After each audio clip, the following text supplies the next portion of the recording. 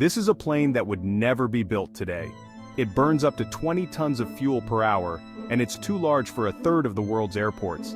But this Cold War relic was created to do something no other plane could: transport massive components for the Soviet space program, and even launch spacecraft into orbit by serving as an airborne launch platform. The Soviets had grand ambitions for this aircraft, but by the time it was unveiled to the world at the 1989 Paris Air Show, it was already a symbol of a future that would never materialize. In 1982, the Soviet Union began airlifting large components for a new space launch system, strapping them to the backs of aircraft and flying them thousands of kilometers across the country. They were racing to develop a rival to the American space shuttle, called the Energia Buran. Unlike previous Soviet spacecraft, the Energia Buran's components were too large for rail transport, so airlifting was the only option.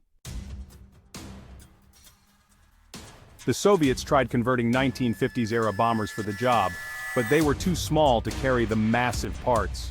The Americans had already solved their need to transport space shuttles by converting Boeing 747s.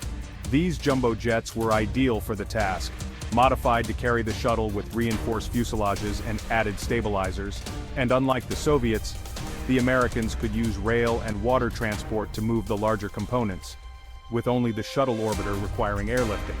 The Soviets, however, needed to airlift not just the orbiter, but the entire launch system, including massive rocket boosters and core stages. With Soviet leadership demanding launches by 1988, engineers had little time to find a solution. So, they turned to the Soviet Union's largest plane, the Antonov An-225. Under development in the early 1980s, the An-225 would become the world's largest and most capable transport aircraft, just in time for the Energia Buran missions. But even the An-225 wasn't big enough, so engineers extended its fuselage and wingspan, added 2 more engines for extra power, and redesigned the tail stabilizer.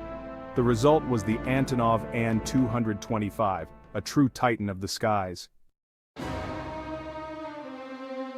The An-225 was like no other aircraft in the world. Its 6 turbofan engines produced an astounding 309,000 pounds of thrust, enabling it to lift nearly twice the payload of its Western counterparts. Designed to carry Energia Buran components, the An-225 also had the orbit directly from mid-air.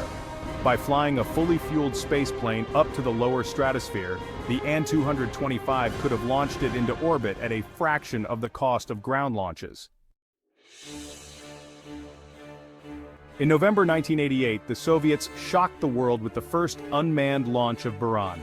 By 1989, they revealed the An-225 at the Paris Air Show, showcasing the enormous plane as it carried the Buran. But experts were puzzled. The Soviets had flown the Buran through a rainstorm to reach the air show, a move NASA would never have risked with their space shuttle. But by this time, the Soviet Union was on the brink of collapse, and funding for the Energia Buran program evaporated. The Buran would never fly again, and the An-225 was shown off at air shows with no clear future. After the Soviet collapse, Ukraine's Antonov Design Bureau struggled to find buyers for their aircraft. They eventually turned to chartering out their fleet, including the An-124, which became essential for transporting everything from giant generators to locomotives. By the late 1990s, there was growing interest in bringing the An-225 back into service.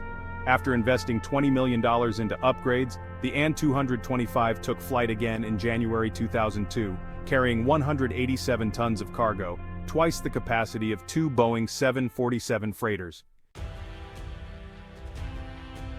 Over the next 2 decades, the An-225 would break world records, transporting payloads that no other aircraft could handle. But its massive size came with a hefty price tag, $30,000 an hour to operate. With only one An-225 ever produced, it remained in a league of its own, drawing crowds wherever it flew. A second An-225, half-built and sitting in storage for over 30 years, sparked occasional rumors about its completion. But it's uncertain whether the demand for such a unique aircraft will ever materialize.